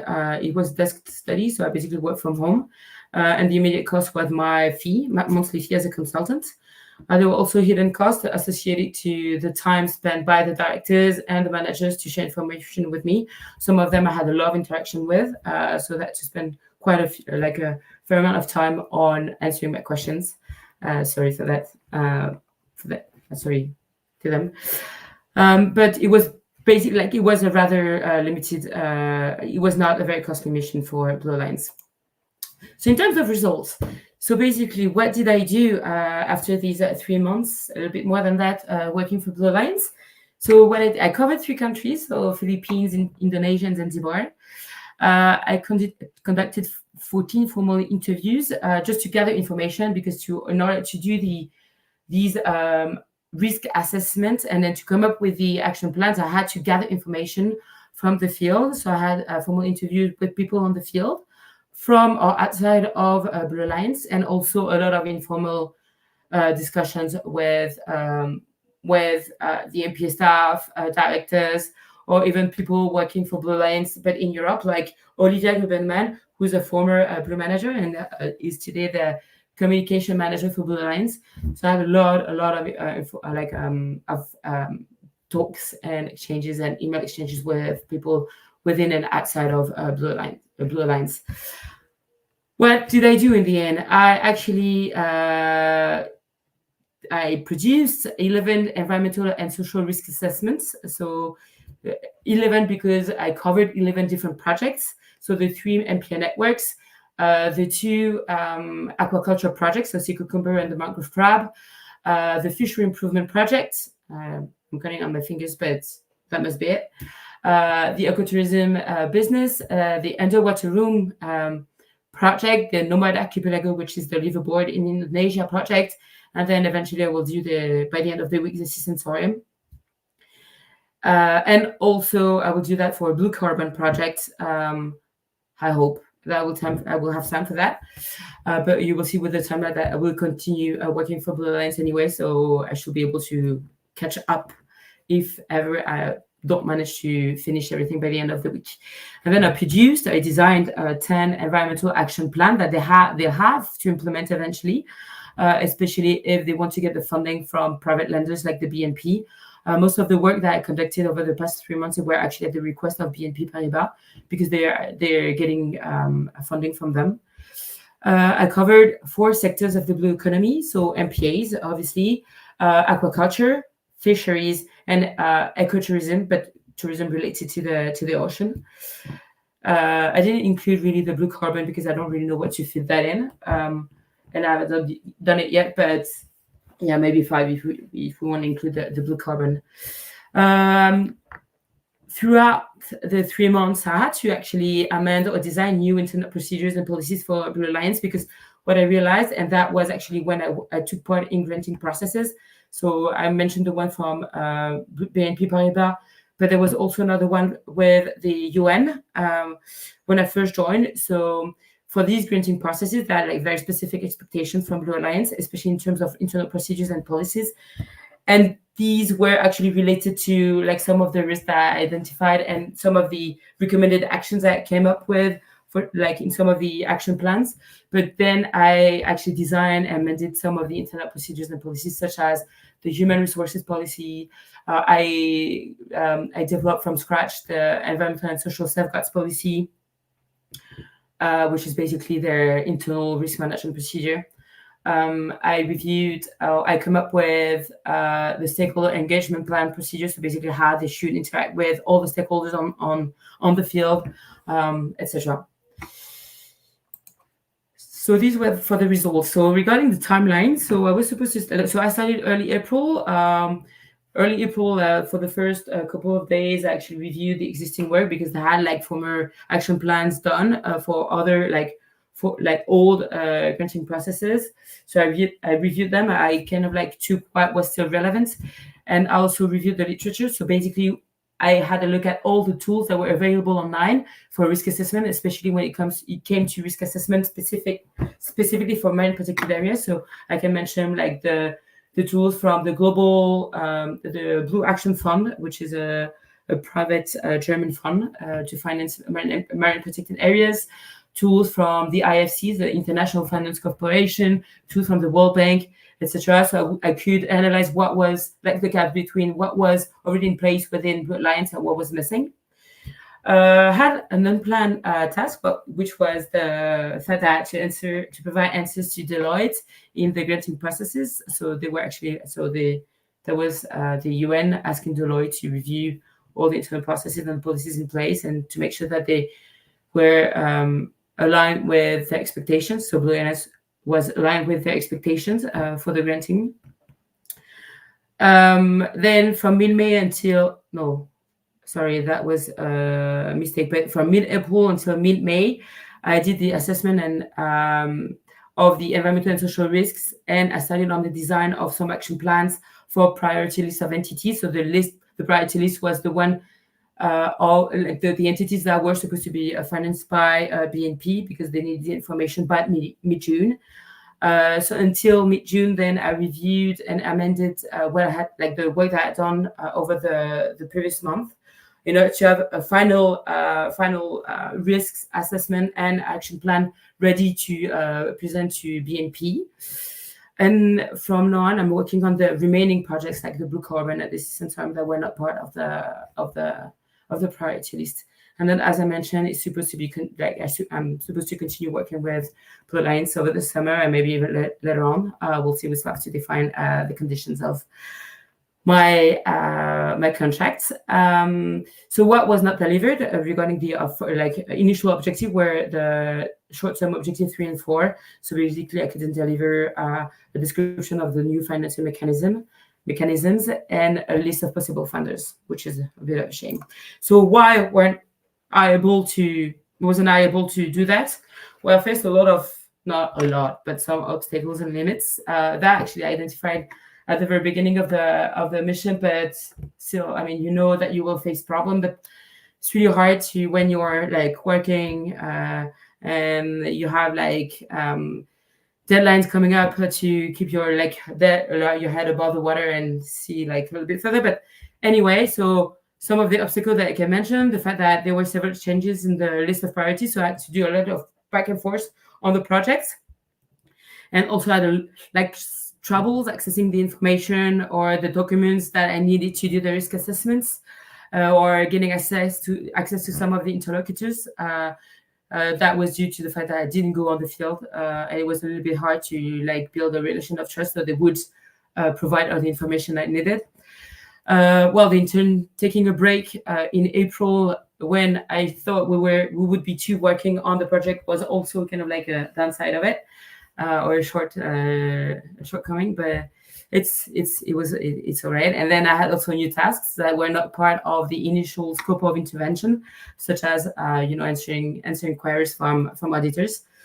So these would be the main obstacles. And then I could also mention the lack of feedback. So I didn't get reviews on the earlier work, so I had to do a lot of back and forth as well by the end to kind of amend my earlier work, and that took a lot of time.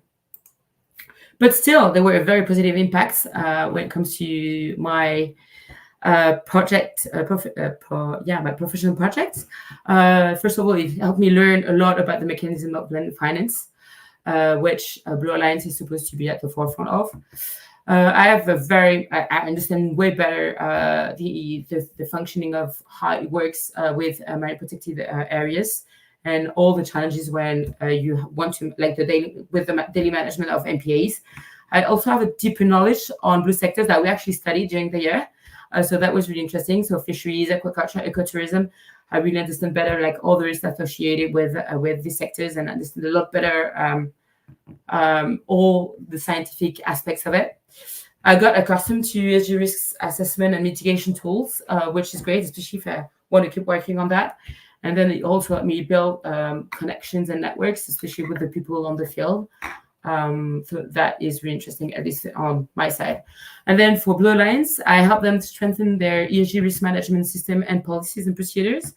So now they have more weapons, but more tools to answer funders' queries. So that's great for them. I also have I designed all action plans as requested by the lenders. So now it's up to them to implement all the recommended actions that I listed. I also provided an investor's point of view because I used to work for investors, for private investors. So I also know very well what they expect from investees. So this is what I provided. At the very beginning, I helped managing the intern, obviously, and also help the newly hired internal person who will be taking over ESG topics to understand better ESG topics, especially when it comes to a very particular structure as Blue Alliance. So that's it. Thank you. Hope you have questions for me now. Thank you, Céline. Okay, so let's move on quickly to the different questions. So just for your information, because I think you were not here at the beginning, so I will leave the floor to Jean-Vincent, which is working at the Metropole office. Yeah. Thank you for this presentation. So in your thesis, you pointed that the success of an MPA lies in the financial aspect, and you call this a key aspect in your thesis. So have you identified another key aspect? If you just choose one? You mean the key aspect explaining the success of a marine protected area? Yes. Yeah. Well, I could mention several, but I guess I would just focus on one key one, especially because one key aspect would be enforcement. Because when you take over the management of a marine protected area, as Blue Alliance did, what they want to do is to achieve conservation goals. And most of the time they face a lot of issues with conservation due to the local practices in terms of overfishing or destroying the local ecosystems, etc., etc. And so what they need is an efficient enforcement system. So they would prevent or they would stop these negative practices or these harmful practices within the MPA perimeter. Okay. Another question. But then you come back to funding because to have an efficient enforcement system, then you need funding to hire people and to equip them appropriately. So yeah. I continue with maybe a personal question about when you realize that the intern or another person leave the project in April. Yeah. So how did you feel about that? Well, I mean, I feel a little bit, bothered, to say the least. Well, yeah, I was a little bit bothered, to be frank, because at the very beginning, when I was first hired, when I signed my contract, I understood from Blue Alliance that I would be working with an intern that would be there full time until the end of the month of June. And then very, very rapidly, he told me that he was actually dedicating only one day per week to that specific mission, and that it would be leaving, because he was still studying, obviously, so because he was an intern, he would be leaving by the mid-April for I don't know, he was going abroad for something related to university. So yeah, obviously I felt bothered, and I had to readjust a little bit my planning, because it was going from 2 people working full-time to 1 person fully dedicated to the mission. What I did also was to mention it to Nicolas, so the supervisor, that it would be very, very complicated for me to achieve all the objectives that we had set at the very beginning, because I was like, okay, I go from 2 people working full-time to 1 person working full-time, so it would be very, very complicated for me to achieve, like, to do the entire scope of the mission. And then that was it. Yeah. And then I started getting a lot of interaction with other people anyway, so it was fine. And the last question is about the Blue Alliance. So they managed 3 MPAs? Yeah, at the moment, yes. Okay, and are they survey them or no? To doing those survey the MPA or no? Monitor. Yeah. Do they monitor them? Yeah. Yeah, they have like a team permanent staff in each of the countries. They're actually MPA networks, so they have like small MPAs in each of the countries, and then it creates like a whole network. And so they have staff dedicated to conservation and science. And so these people, these employees, they have to monitor regularly KPIs related to conservation. I don't know, maybe you talked to Margot. Were you part of the jury of Margot? But she was actually not. But no, that's fine. Because Margot, I know that she was in Zanzibar. She was in Zanzibar for working for Blue Alliance, and she was actually part of the team doing the monitoring, the underwater monitoring for all the KPIs. So they have a whole bunch of KPIs that they have to monitor regularly. So I think it's every year, like once a year or every 2 years. It's regarding like coral reef coverage, health of coral reef, the fish stock, the fish biomass, etc., and so they monitor all of that. So that's a way for them to demonstrate that they do have an impact, a positive impact on the local marine ecosystem, and they do monitor also other KPIs regarding local communities' involvement. So, for instance, the rate of participation of local stakeholders to, I don't know, like training sessions, presentations on the MP's outcomes, etc., etc. Okay, thank you. Yeah, on that subject, you've done a teaser, Céline. Margot is going to present next December. Oops, sorry. No, that's okay. Yeah. That's cool. Okay. David, yeah? So thank you for the presentation. You're also the only report I read, so that's cool. And so I have a bit more questions for the investment. So you talked about impact investors. So if you already found some, or if you already have impact investors that invested, are they investing in Blue Alliance? Are they investing in the MPA, or are they investing in the businesses within the MPA? Very good question, David. So Blue Alliance is a very, very complicated structure. So basically, you have the group in France, so Blue Alliance, which is, I think, a non-profit. But as part of the non-profit, they also have a private or for-profit structure in the UK. And so all the funding, it goes through the private structure in the UK. So basically, the impact investor would give the money to the private structure, and then the private structure, so Blue Alliance in the UK, will then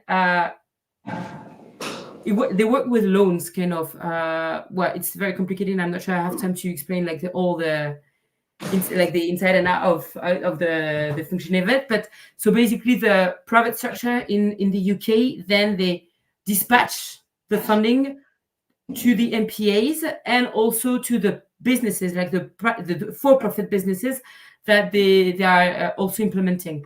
So, for instance, BNP they finance, so they provide, it's a loan, and so the loan goes to the UK, the structure, the for-profit in the UK, and then the for-profit in the UK will then give some money to the MP in the Philippines, and then some money to No More Archipelago in Indonesia, and then some money to the underwater room in Zanzibar, etc., etc.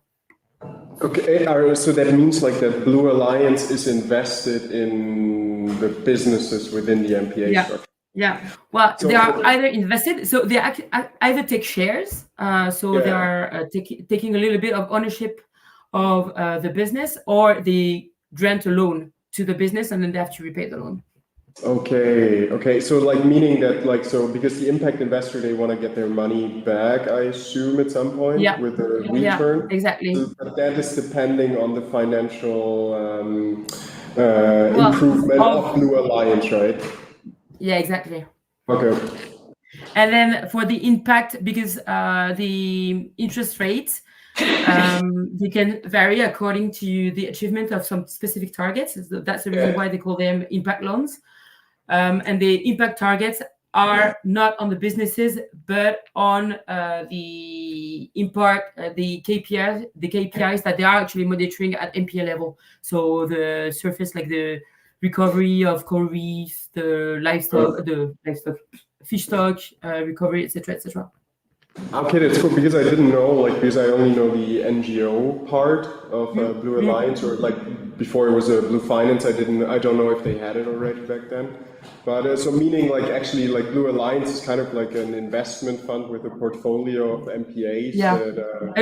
Well, they don't want to be considered as an investment fund because I think technically they are not. For instance, they don't answer to the financial authorities in the UK. Just because the structure, I mean, they're not considered as an investment fund, but they do function as one. They really don't like it when I say that, because otherwise it means that they have to implement a lot of like internal stuff, like regarding compliance, internal control, etc. But they work a little bit like this, yeah. Okay. And what else did I have here? For the environmental and social risk assessment, that you performed that, right? Or like a parts of it? Or do you have a bit more like detail on like what exactly was measured there? Yeah, sure. I mean, I wanted to share one of the impact assessment that I did, but I didn't have time, so I can show it now. So that's the one that I did for the MP in the Philippines. Although it might not be the most interesting one, to be frank. This is not the one I enjoy the most. But anyway, for instance, so this is what it looks like. So that's a big Excel file at the end, which is very unreadable, and they actually really hate me for that. But yeah, it's all right. So as you can see, so you have a risk categorization. So you have the risk category. So this is very much aligned with expectation from financial financial players. So I just use the typical ESG categorization to governance, community engagement, health and safety. Well, that's a little bit different here, just because it's an MPA, but health, safety, and security for communities and visitors. Indigenous people, cultural heritage. This is all coming from the IFC, so the International Finance Corporation, which is the financial arm of the IMF, the International. What does it stand for? What the IMF? Right? Yeah. Then you have environment, and then you have sourcing or service providing labor, which is all that would be related to the staff. And then have sub risks. For instance, if I can show you here, community engagement.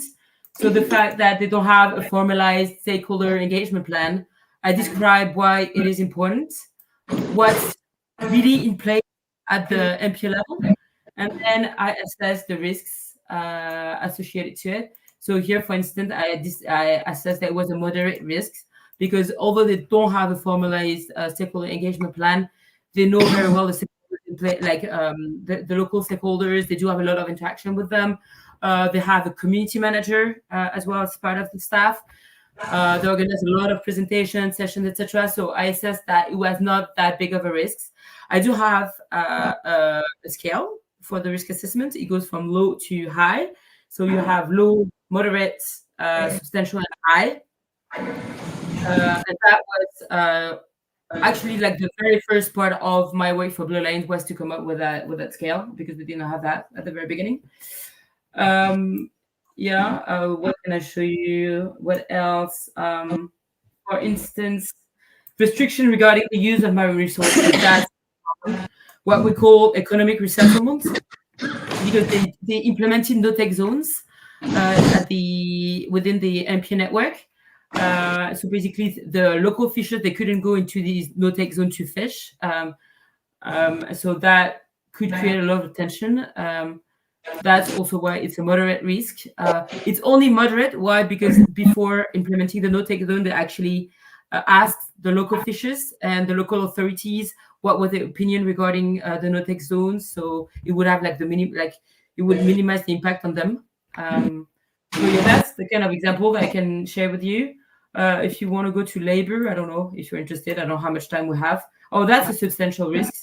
That would be related to no. That one is not interesting. It's actually quite boring. But that one, I find it more interesting. I was talking about the enforcement team. So they have rangers that they hired and they train at the MPA for the MPA. And this is a substantial risk. Why? Because despite the fact that they're being trained, that they have procedures regarding safety to ensure the safety of the rangers while they're at sea patrolling, they still face a lot of incidents. And they might be lacking a little bit of training regarding what to do, when to use force, what to do when they are facing fishers that are really, really, really not happy with them. They do have a lot of illegal fishing with huge fishing boats coming in the area as well. So that's why it was assessed as a substantial risk. And then all that would be transformed or converted. I don't know if I can say that into an action plan.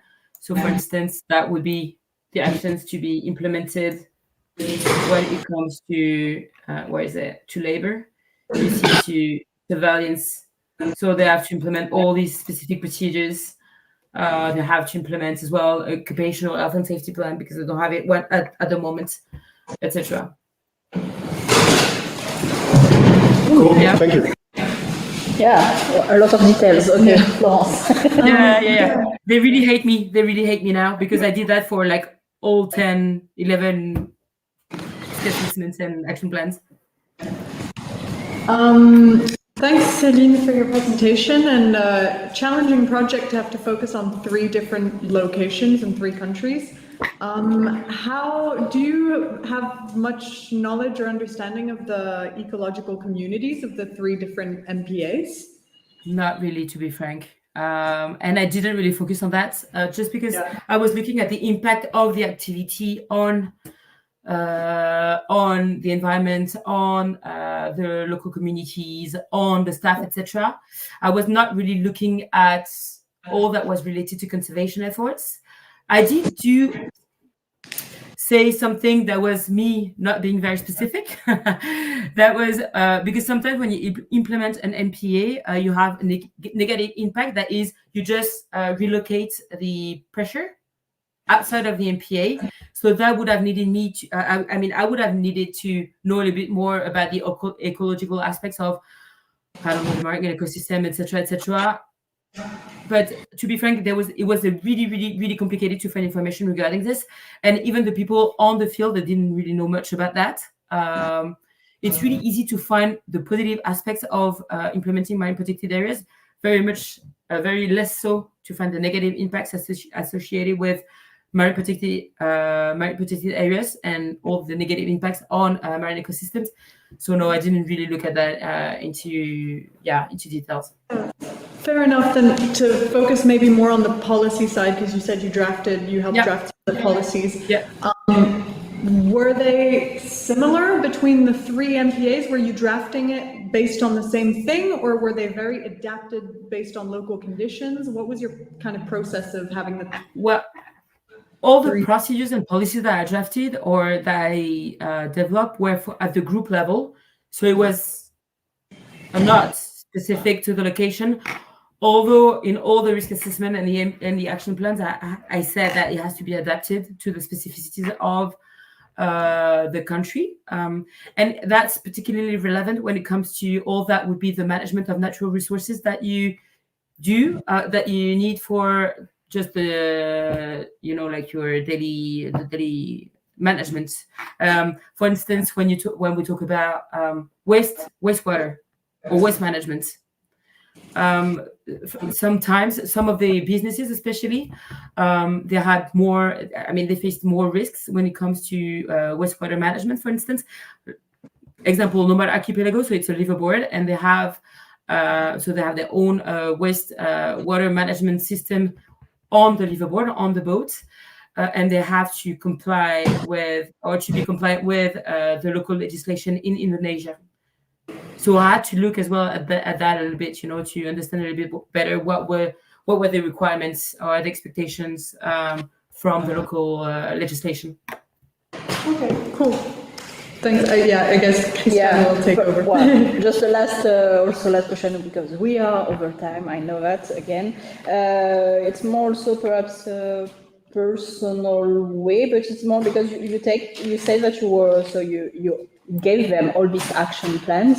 Are you going to follow them a little bit or not at all? The $1 million question. It's still a work in progress, let's say. No, because as I was mentioning, we haven't discussed the conditions with Nicolas yet, but I'm supposed to keep working for Blue Alliance, but it will be more on, like short-term contracts and more like mission-oriented contracts. I might have to, I actually told them that I would like to help implementing the action plans. So we'll see whether that works out or not. That would be great. That would be very interesting. To be frank, one of the big shortcomings of my work was the fact that I didn't go on the field. So it was really hard to really understand all the aspects of the businesses, of just what was going on, like in reality on the field. And I think maybe not with the action plan, but if they want to refine or to adjust or to make it more specific to the realities of the field, they will have to have someone to have someone going there. And this is what I told Blue Alliance, so I might do that at one point. So we'll see. Okay. Well, I think thank you, Céline, again. Thank you. I don't know if you can see the screen, so you have also on YouTube people saying congrats to you, Hassan. All my Blue managers, yay. Hi. Yes, you have also year 2, year 1, Margot was there also. Yeah. Sorry, Margot, for spoiling your future presentation. Okay, well, again, thank you for staying with us. So we are concluding on that, but of course, we have the last session tomorrow morning at 9 for the final Blue Manager. We are going to talk in this last session about fisheries and communities. So do not hesitate to join us, of course, on site. It will be in the Sahel Desert or online also on the YouTube channel. Okay, well, thank you again. Thank you, Céline, and congrats. Thank you. Bye-bye. Bye.